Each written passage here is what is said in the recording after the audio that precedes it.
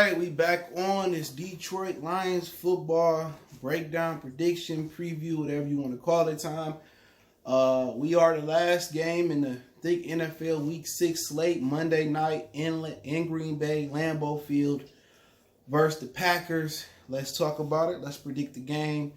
And I think the last 2 years we might have swept the Packers. And Matt Patricia was saying today that, it's even worrisome or scares him more that they beat the Packers last year. It kind of worries him more that Aaron Rodgers might be more motivated to defeat the Lions. But when you start off talking about this matchup, how big it is. This is a big matchup for the Lions. This is really going to convert a lot of Lions fans that's SOL or that's on the fringe.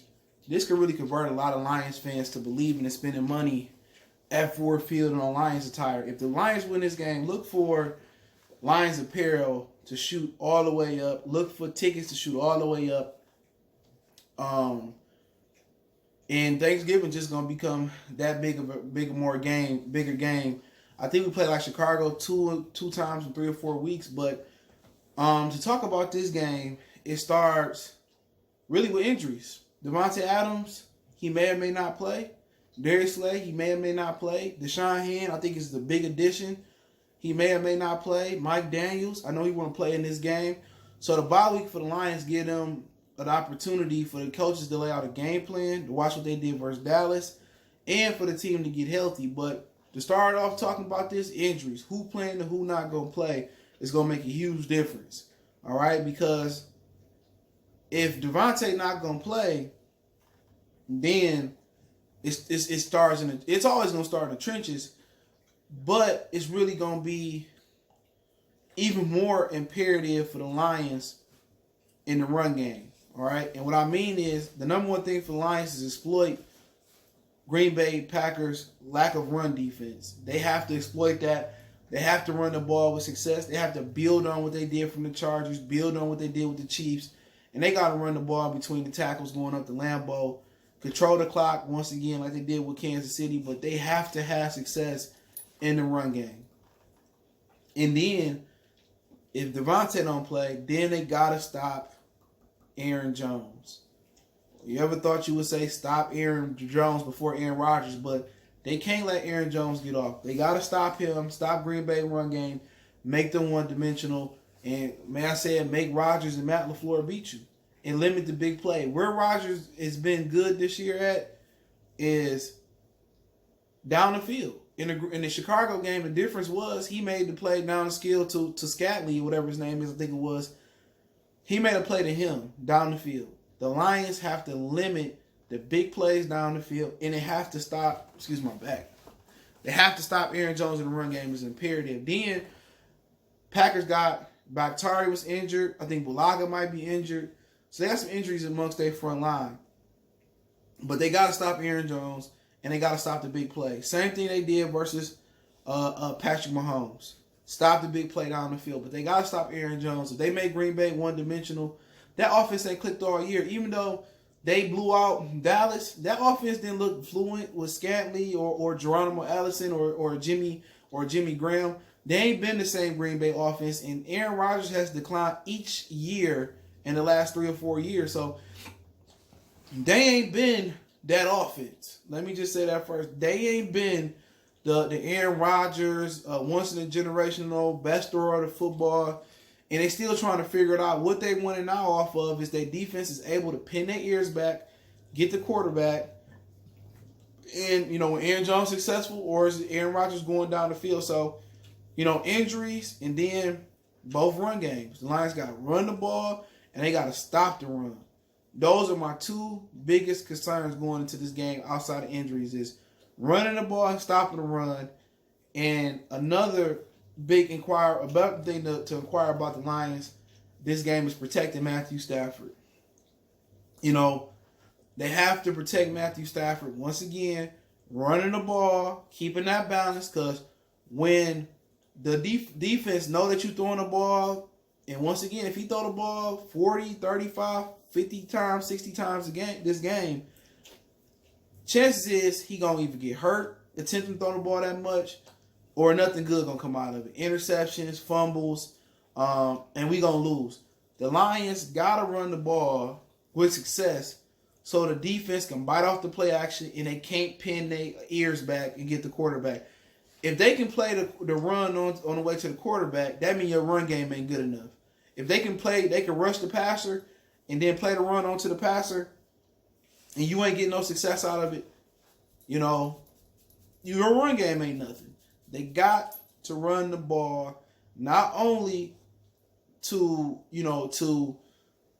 yardage, but they got to run the ball to keep those defenders from coming at the Matthew Stafford. If they got to think the run is coming off of draws, or if they got to respect the run game, then the play action going to be great. And then again, they can't blitz, or they can't really pressure Matthew Stafford without thinking about the run game. And when you get guys that's aggressive pass rushers like Darius Smith, Preston Smith, screen game going to be vital this game. Running back screens, tight end screens, jailbreak, bubble screens, RPOs. The screen game got to be on point. I think this is a game where they really need to exclusively highlight Kerryon Johnson, Tyler Johnson out the backfield, wheel routes, option routes, Texas routes, circles routes. You know what I'm saying? They really need to use Kerryon and Tyler like, once again, what they do in New Orleans with Alvin Kamara. You know what I'm saying? I really do think they need to do that. And I think they got some great matchups on the other side. Preston and Darius Smith, they pass rushers. And they got Blake Martinez, I think, in the middle, whatever his name is. I love Kerryon and Tyler in those matchups, but offensively, the screen game, the run game is the most important thing. It's going to protect Stafford. It's going to chew up the clock, keep Aaron Rodgers on the sideline. And then the screen game, and then, the play action and going down the field. We've seen Amari Cooper. He great route runner. It's going to be plays where they're going to lead Jair Alexander one-on-one. Kevin King, he had somewhat of an injury, a hamstring or something. He came back last week. There's going to be opportunities to catch Jair Alexander, which I loved him coming out of Louisville and love him as a pro. But he's still peaking. He's still taking chances, double moves, sluggo routes, post corner. They got opportunities to really win on the outside, but I think they should focus running the ball and play action. I think that's going to be their best thing offensively. But Stafford, this ain't one of the games where Stafford need to drop back 35, 40, 45 times. They need hella balance. They need to eat up clock in Lambeau. And most importantly, they need to be successful in the red zone offensively. If they can be successful in the red zone, if they can run the ball, they're going to be successful in the red zone. Let me say that. Because then again, the play action opens up lanes. Hopefully Hockenson play. He's another red zone target. But I like their matchups with Marvin Jones and Galley on the outside. And also another guy to look out for to have a big game is Danny Amendola. I think Amendola in the slot could have a big game with Hockenson. I think the running backs, the slot receivers, and the tight end for the Lions, they got huge matchups this week. But to close it out offensively, protecting Matthew Stafford, running the ball is top 2 priorities. Those go hand in hand. If you run the ball with success, Matthew Stafford will be protected.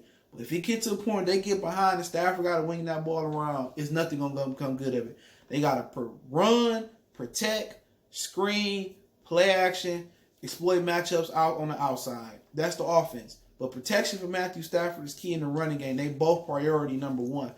Now, defensively, talk about defending Aaron Rodgers. Once again, I know he ain't the fleet of foot or the twinkle toes that he used to be. Keep that mofo in the pocket. Keep that joker in the pocket. You know what I'm saying? Pressure. Balaga, Bakhtari play, don't matter. Pressure is the key. At some point in time, they know how to play Stafford. They got to send 5. They might have to send 6. You know what I'm saying? Because if Adams play, he's not going to be 100%. He may play, he may not play. You don't need Slade. Rashard Melvin doing well. Quadre, he may or may not play. But one thing they do need to focus on is keeping Aaron Rodgers in the pocket, stopping Aaron Jones. Stopping Aaron Jones is number 1. Stop the run. Stop Williams. Stop Jones. And then you need to contain Rodgers and make him beat you from the pocket. You know what I'm saying? Make him make tough throws down the field or underneath. Eliminate the big play. Anything going over top, that's priority number one. How we played Kansas City over the top, that's where Aaron Rodgers get his chunk plays at this year. It's going over the top and changing field position. Eliminate those big plays. The wheel routes or the routes to the fullback or the tight end out or the up back or running back. Eliminate that.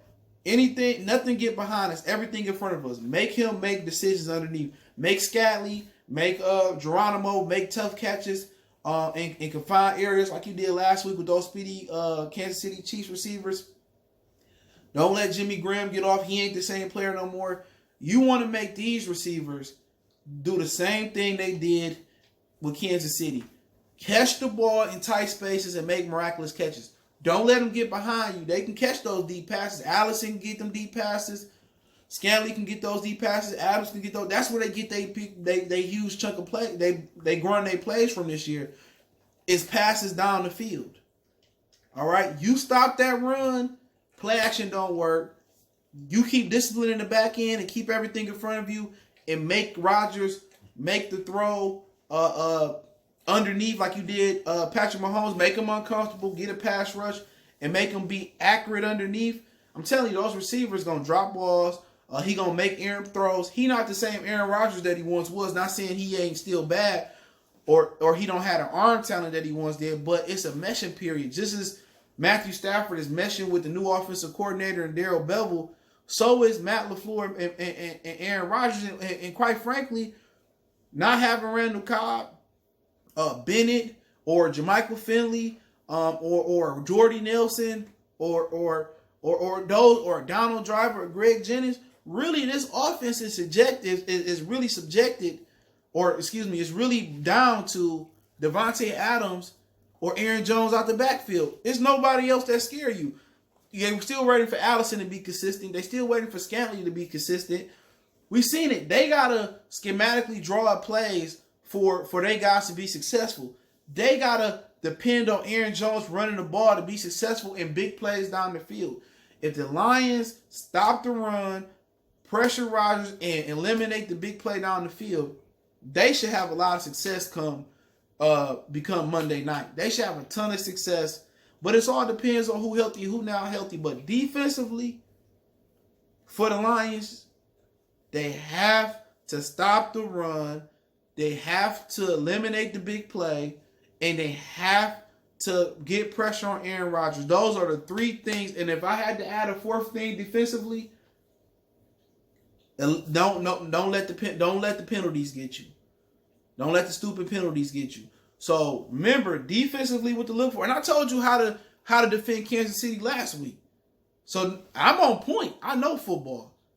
You play your chances in football. If you got speedy receivers, you want to beat them up on the line and send pressure, or with that type of offense with Kansas City, don't let nothing go over your head. Make them beat you underneath. Make them dink and dunk underneath. Tom Brady great at dinking and dunking underneath because he know coverage. He know how to go through his progressions. Patrick Mahomes, he not going through his progressions.